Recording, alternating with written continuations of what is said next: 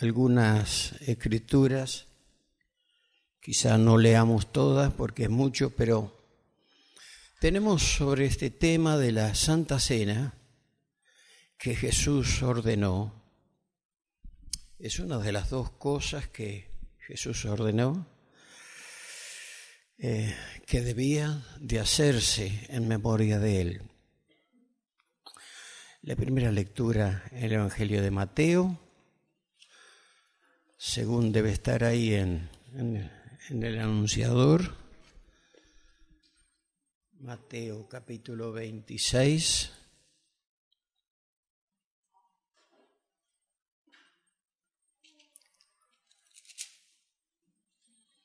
Y leo en la versión NBI.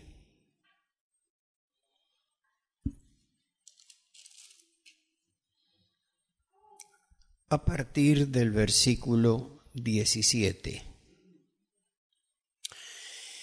El primer día de la fiesta de los panes sin levadura se acercaron los discípulos a Jesús y le preguntaron: ¿dónde quieres que hagamos los preparativos para que comas la Pascua?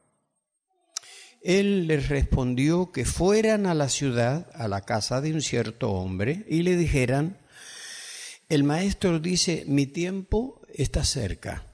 Voy a celebrar la Pascua en tu casa con mis discípulos. Los discípulos hicieron entonces como Jesús les había mandado y prepararon la Pascua. Al anochecer Jesús estaba sentado a la mesa con los 12 mientras comían y les dijo: les aseguro que uno de ustedes me va a traicionar. Ellos se entristecieron mucho y uno por uno comenzaron a preguntarle: ¿acaso seré yo, Señor? El que mete la mano conmigo en el plato es el que me va a traicionar, respondió Jesús.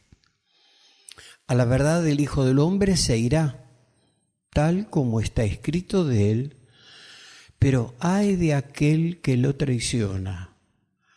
Más le valdría a ese hombre no haber nacido.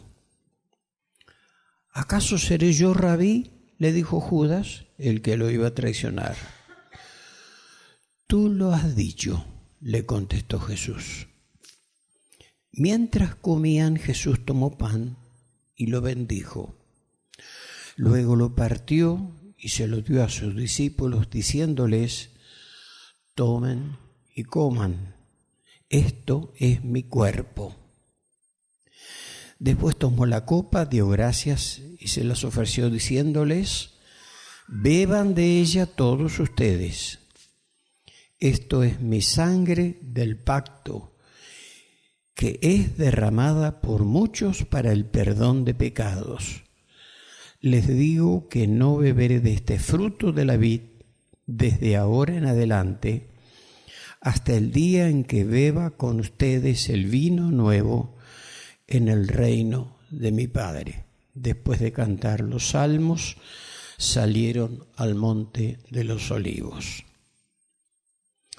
Y ahora pasamos al Evangelio de Marcos.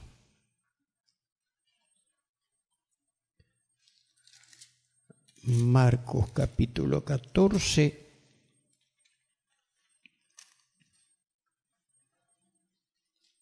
A partir del versículo 12. El primer día de la fiesta de los panes sin levadura, cuando se acostumbraba a sacrificar el cordero de la Pascua, los discípulos le preguntaron a Jesús: ¿dónde quieres que vayamos a hacer los preparativos para que comas la Pascua? Él envió a 2 de sus discípulos con este encargo: vayan a la ciudad y les saldrá al encuentro un hombre que lleva un cántaro de agua. Síganlo. Y allí donde él entre, díganle al dueño: el maestro pregunta: ¿dónde está la sala en la que pueda comer la Pascua con mis discípulos? Él les mostrará en la planta alta una sala amplia, amueblada y arreglada. preparen allí nuestra cena. Los discípulos salieron, entraron en la ciudad y encontraron todo tal y como les había dicho Jesús. Así que prepararon la Pascua. Al anochecer llegó Jesús con los 12. Mientras estaban sentados a la mesa comiendo, dijo: les aseguro que uno de ustedes que está comiendo conmigo me va a traicionar. Ellos se pusieron tristes y uno tras otro empezaron a preguntarle: ¿acaso seré yo? Es uno de los 12, contestó, uno que moja el pan conmigo en el plato.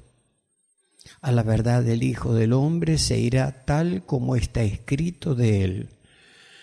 Pero ay de aquel que lo traiciona. Más le valdría a ese hombre no haber nacido. Mientras comían, Jesús tomó pan y lo bendijo. Luego lo partió y se lo dio a ellos, diciéndoles: tomen, esto es mi cuerpo. Después tomó una copa, dio gracias y se la dio a ellos, y todos bebieron de ella. Esta es mi sangre del pacto, que es derramada por muchos, les dijo. Les aseguro que no volveré a beber del fruto de la vid hasta aquel día en que beba el vino nuevo en el reino de Dios. Después de cantar los salmos, salieron al monte de los olivos. Y nos quedarían otras 2 escrituras, que son los 4 evangelistas que no dejan. Hay otros hechos muy importantes de la vida de Jesús y no todos toman en cuenta. Esto sí, era fundamental.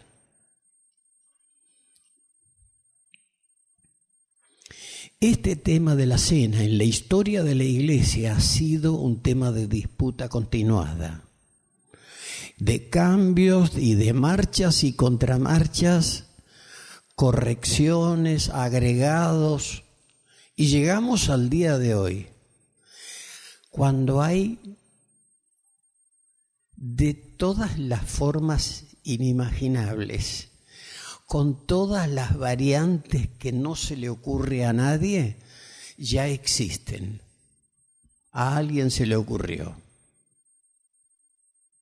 Ha habido de este sencillo acto, pero con tanto contenido, tan fuerte, un manoseo, una falta de respeto tan grande, de entender el significado de lo que estaban haciendo. Decimos a veces en la iglesia, no estamos para mantener o enseñar costumbres. Esa no es la vida de la iglesia, es el culto a Dios. Y donde el culto desaparece a Dios, ¿qué queda? Quedan los edificios, quedan las personas, quedan las actividades, queda un programa, queda un montón de cosas. ¿Qué tiene que ver con eso? ¿El culto a Dios? Nada. Dios no tiene nada que ver. Por lo tanto, ¿qué puede hacer el Señor? Y quedarse o irse.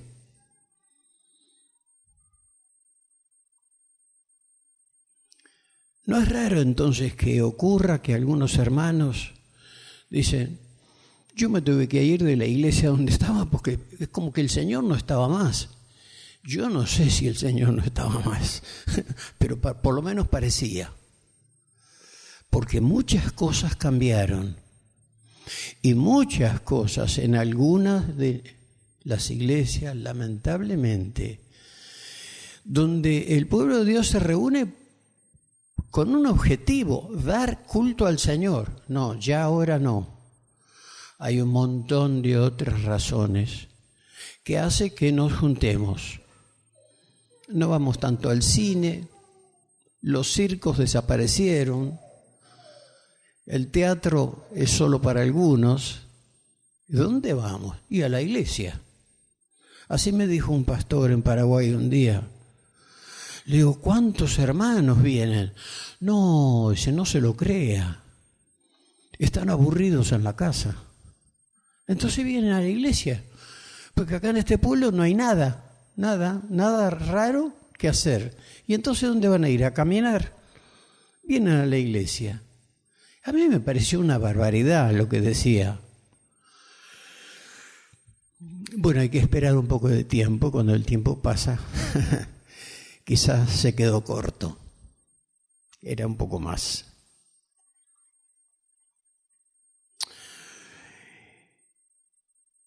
El que me ama, dijo Jesús, mi palabra guardará.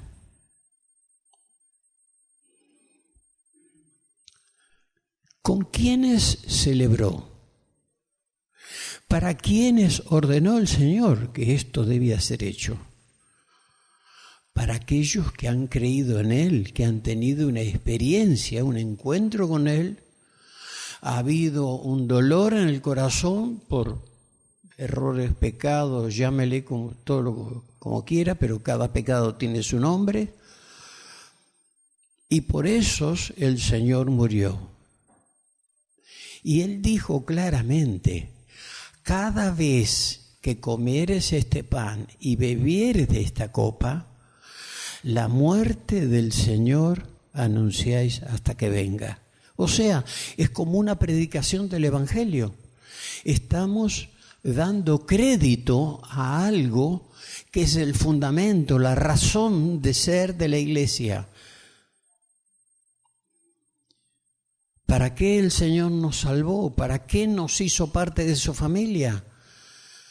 Para que desde la tierra, desde el lugar que Él creó para el hombre, con todos sus detalles,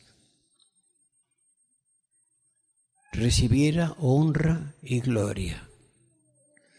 Bueno, hoy recibe muchas otras cosas también. Los discípulos que habían permanecido con Él, término medio, 3 años, identificándose con el Señor, recibieron esta orden: hagan esto en memoria de mí. Llama la atención que en ninguno de los 4 comentarios o relatos de este acontecimiento estuviera la madre de Jesús presente. No, es una cuestión de familia. Era los que Él había llamado. Y a su madre nunca la llamó a ser su discípula. Detalles, llama la atención. Tampoco otras personas que lo querían y lo respetaban y creían en Él, como Marta, María y Lázaro, el que había resucitado, tampoco estaba ahí. El Señor estaba sentando las bases de lo que sería en el tiempo su iglesia.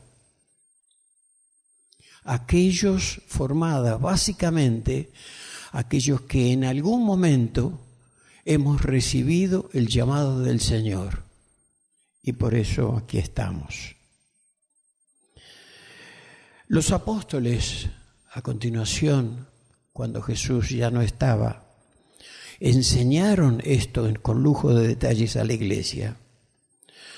Por lo tanto, los que hemos creído en el sacrificio de Cristo a nuestro favor, no solo podemos, sino que debemos participar del pan y del vino. Bueno, ¿qué tiene de raro esto? Y tiene de particular que a veces hay hermanos, hijos de Dios, que dicen, no, yo hoy no voy a participar, porque no me siento. Ese detalle se ve que Jesús se lo olvidó, ¿no? ¿Será así? La obediencia a lo ordenado por el Señor no depende de mis estados de ánimo que cambian, como nos ocurre a cualquiera, que nos pasan cosas, es verdad, que no ayudan, no nos predisponen, pareciera. Sin embargo, la participación en lo que Jesús dejó como su cuerpo y su sangre no es optativo, nunca lo fue. Ninguno de los discípulos en ningún momento hizo esa aclaración. Bueno, no lo tomemos tan en serio. No es así. Es un acto de obediencia y de honra a un mandato expreso del Señor. Nada más que eso. No es tan complicado. Debemos participar. Porque Él dijo claramente, hagan esto en memoria de mí, y puso un término, un tiempo. ¿Cuándo es ese tiempo? ¿Hasta cuándo? Hasta que Él vuelva. Bueno, creo que estamos acá todavía porque el Señor no volvió. Al participar damos testimonio del valor e importancia de su muerte en la cruz. Es como predicar la salvación por la fe en su muerte para cada uno de nosotros. Si un hermano decide no participar porque no lo siente, ¿qué debe hacer? Restaure su relación con el Señor y participe ahí, en el momento, no la semana que viene, para que cuando vuelvo el domingo que viene, entonces participo. No, en el momento. Como debiéramos en términos generales arreglar cualquier interrupción que hay con nuestra comunión con el Señor. ¿Y qué debemos hacer con personas que no conocemos si han creído o no en el Señor para ser salvos? Quizá alguien trae un amigo o una persona que invitó, ¿por qué no me acompaña? Y viene, pero no sabemos nada. ¿Cuál es su conocimiento? Bueno, tenemos que preguntarle, ¿usted alguna vez se entregó a Jesús? ¿Usted alguna vez creyó que Jesús murió por los pecados suyos, por las maldades suyas? Sencillo y claro. Pero debemos hacer algo, no dejarlo, porque no sabe. O sabe, pero no cree que es tan importante. Porque en tal caso, nosotros nos quedamos con la responsabilidad de lo que está haciendo. Porque él no sabe, pero lo hemos invitado.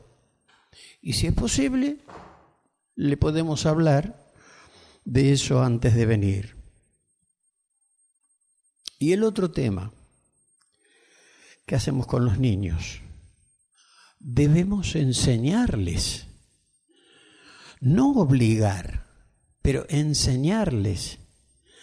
Los padres debiéramos saber cuál es la relación de nuestros hijos con el Señor y orar por ellos y orar con ellos.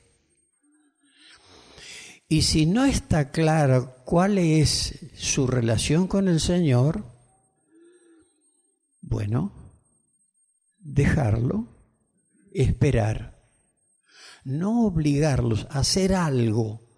Va a adoptar un hábito, una costumbre, que no va a ser más que eso.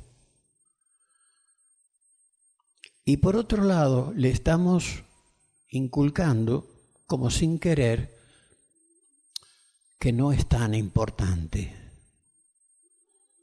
Sí, es importante.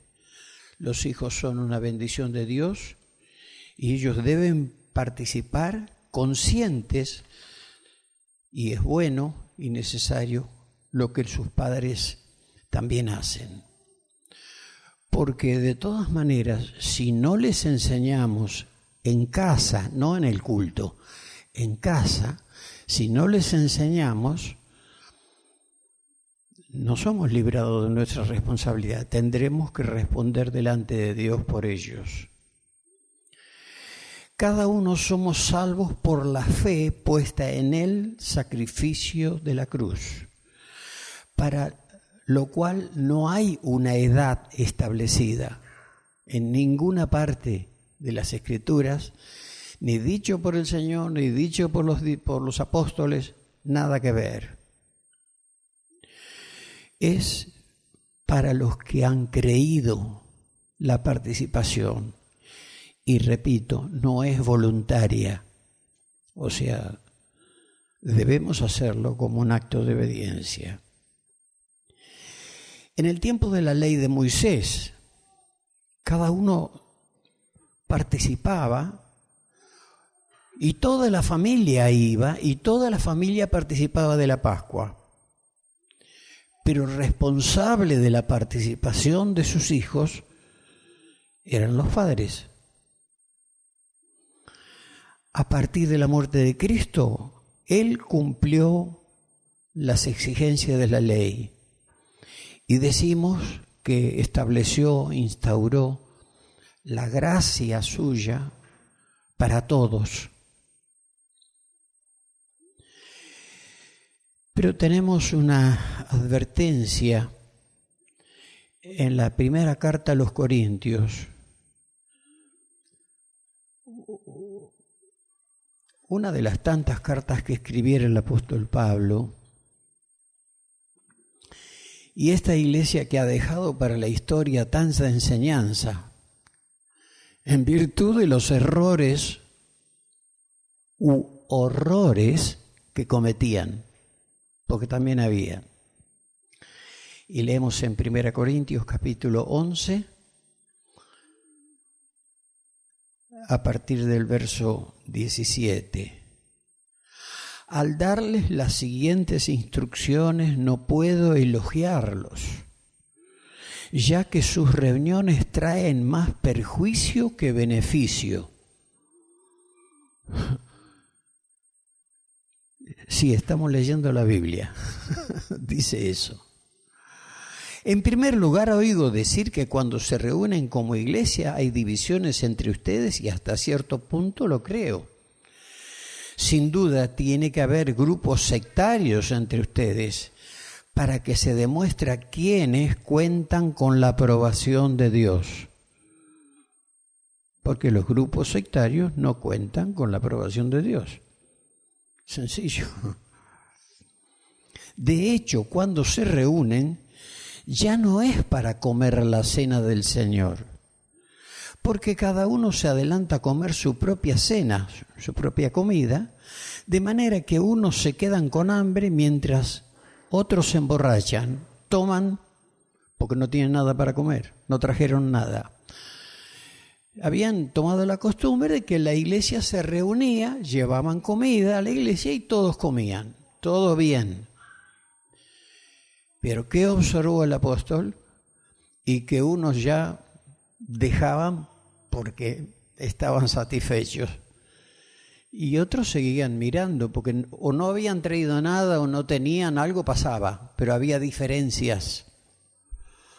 Por eso desde los comienzos, desde el primer culto y que se hizo una noche buena, cuando la iglesia Ríos de Vida se instituyó, se ha hecho lo mismo. Lo que cada uno trae de comer para que participemos todos, se pone arriba de la mesa. Nadie, vos comés conmigo, vos comés de lo que traje yo. No.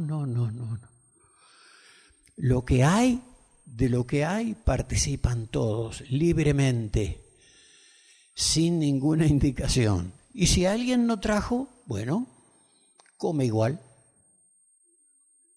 Porque somos hermanos, participamos todos.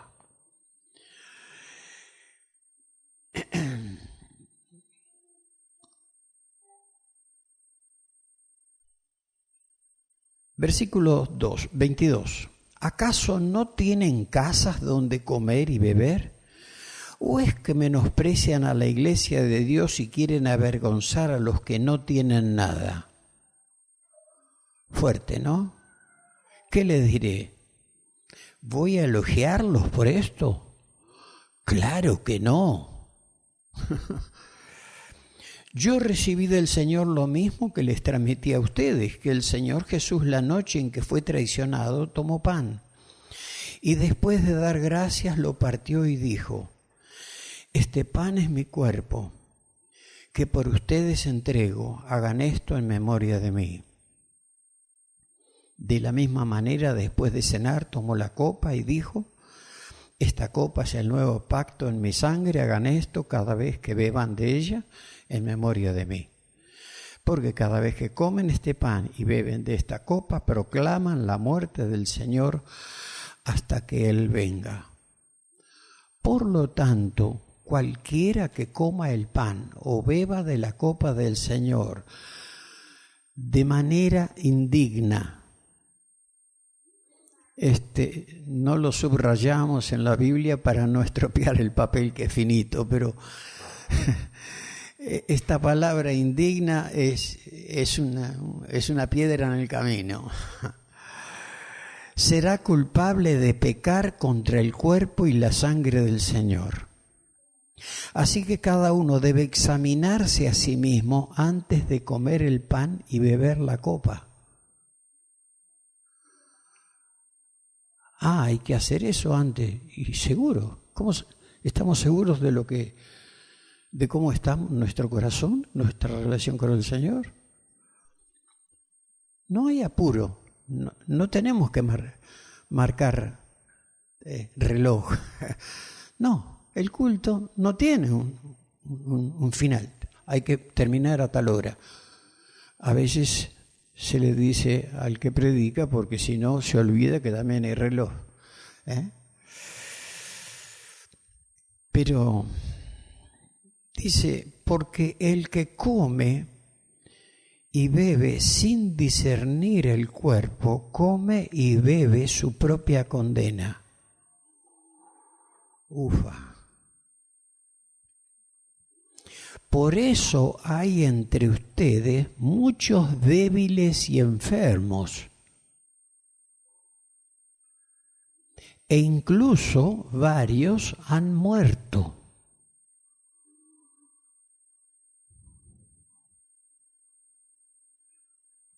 Si nos examináramos a nosotros mismos, no se nos juzgaría. Pero si nos juzga el Señor, nos disciplina para que no seamos condenados con el mundo. Así que, hermanos míos, cuando se reúnan para comer, espérense unos a otros. Y si alguno tiene hambre, que coma en su casa, para que las reuniones de ustedes no resulten dignas de condenación.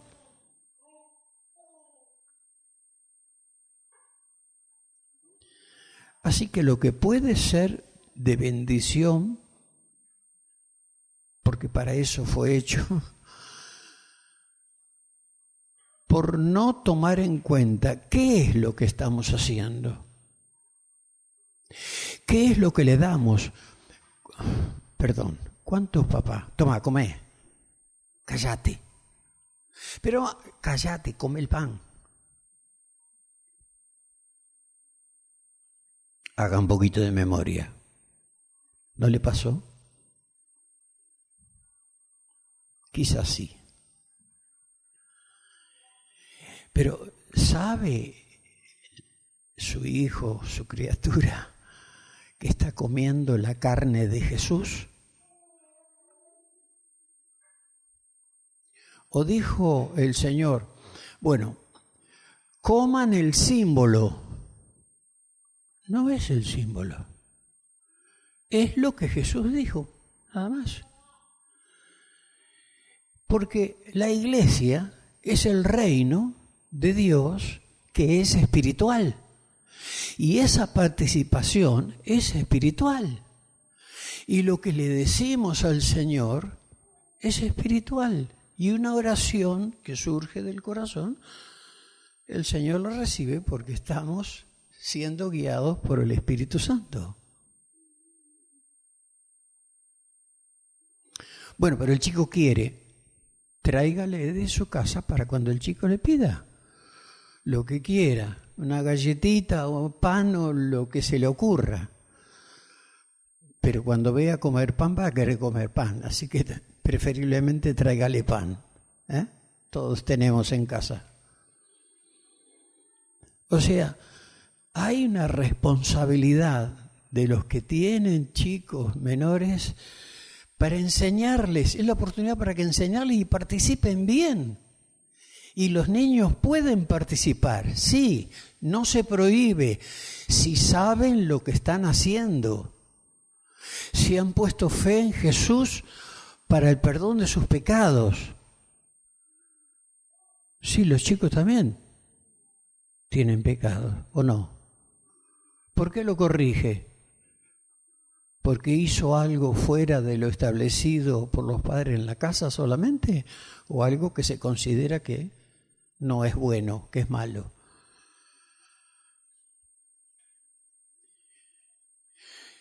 Espero no cansar, pero espero ser claro, para que no se siga repitiendo. Porque algunos en la iglesia en Corinto, no sé si fue porque comieron sin discernir el cuerpo del Señor o fue que ya estaban enfermos y en el comer del cuerpo del Señor que ingresa vida en nosotros porque creemos que es su carne, en vez de sanarle, fue diferente.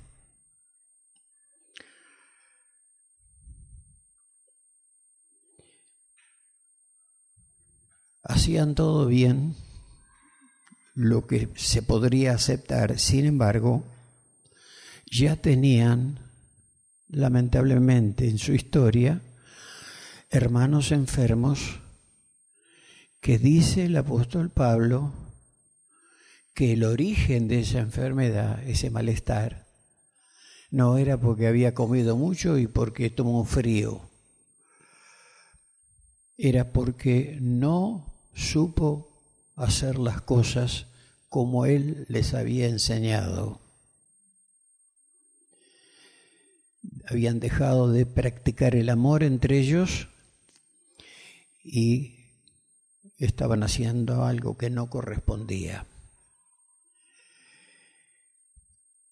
En el tiempo, en el pasar del tiempo, muchas cosas van sufriendo cambios. Como decíamos al principio, este asunto de la celebración que Jesús dejó establecido ha sido tema de peleas y ha sido el motivo para que pueblos enteros que se reunían para adorar al Señor desaparecieran. ¿Qué pasó? ¿Comieron mal? No, los mataron. Los mataron los que habían cambiado las reglas de juego. Habían cambiado lo que los discípulos habían enseñado. Lo que dice la palabra de Dios fue cambiado. Y esos cambios duran hasta el día de hoy. De ahí la variedad que hay en las diferentes iglesias, cómo y cuándo celebrar este acto, que le digo, de los dos, el bautismo y la Santa Cena, el bautismo en agua y la Santa Cena son los únicos dos mandamientos para la iglesia que se mantienen en el tiempo, pero con un sinnúmero de variantes, lamentablemente. Usted va a algunas iglesias y vuelve a ir, y entonces pregunta, ¿celebran la Santa Cena? Sí. Acá en Trevelin hay, Sí. Una vez al año cuando viene el obispo. Y yo le pregunté al pastor, le digo, ¿y usted no celebra? No. ¿Por qué? Porque no estoy autorizado. ¿Por quién? Por la palabra de Dios. Usted tiene responsabilidad. Es el pastor de la iglesia. Sí, o usted se puso solo. No, yo fui reconocido. ¿Y entonces qué hace? Me tengo que atener a los reglamentos. ¿Qué reglamentos hay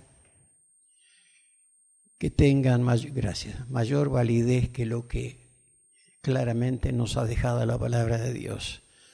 Qué lástima, porque algo que Jesús dejó, porque cada vez que hagamos este acto estamos dando crédito, porque lo hemos creído, es nuestra vida. Somos del reino, pertenecemos al reino de Dios, somos hechos hijos de Dios, porque hemos tenido una experiencia con Jesús y queremos honrarlo haciendo sencillamente lo que Él ordenó. Nada de eso.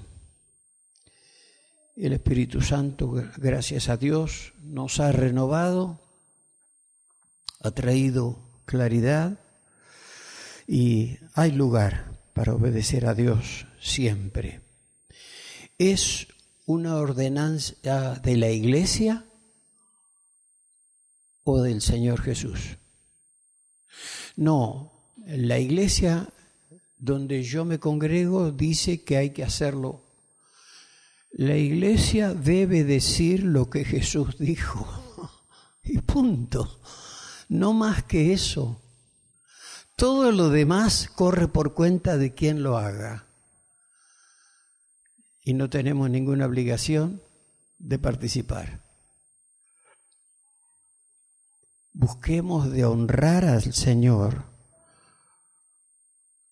con todo lo que hagamos, desde lo más sencillo. Participan nuestros hijos, si ellos ya son del Señor, y es muy interesante, muy bueno que los hijos se entreguen al Señor por la intervención directa de sus propios padres.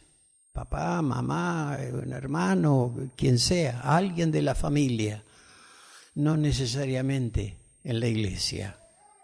El conocimiento de Dios, los hijos lo reciben de sus padres. Bueno, los que tienen los padres que conocen a Dios, entiéndase. Pero no es la iglesia la responsable de darle a los niños el conocimiento de Dios. Se hacen actividades especiales, de hecho, para ellos, pero para la edificación de ellos. Pero el conocimiento de Dios, la relación con Dios, debiera ser establecida en la propia casa. Seguimos orando por aquellas familias que no todos están en el reino de Dios. Y seguiremos haciéndolo, porque creemos que Dios nos escucha. Por eso oramos, no por si acaso. Oramos porque creemos que Dios nos escucha. Y lo que está impidiendo o frenando que eso ocurra para que toda la familia pertenezca al reino de Dios sea modificado. Y ahora sí, entonces vamos a participar. Y los hermanos que están dispuestos para esto, si quieren venir. Recuerde, si a usted le parece que tiene algún inconveniente para participar, arregle la cuenta con el Señor ya y participa. De lo contrario, está dejando de obedecer en lo que el Señor ha establecido.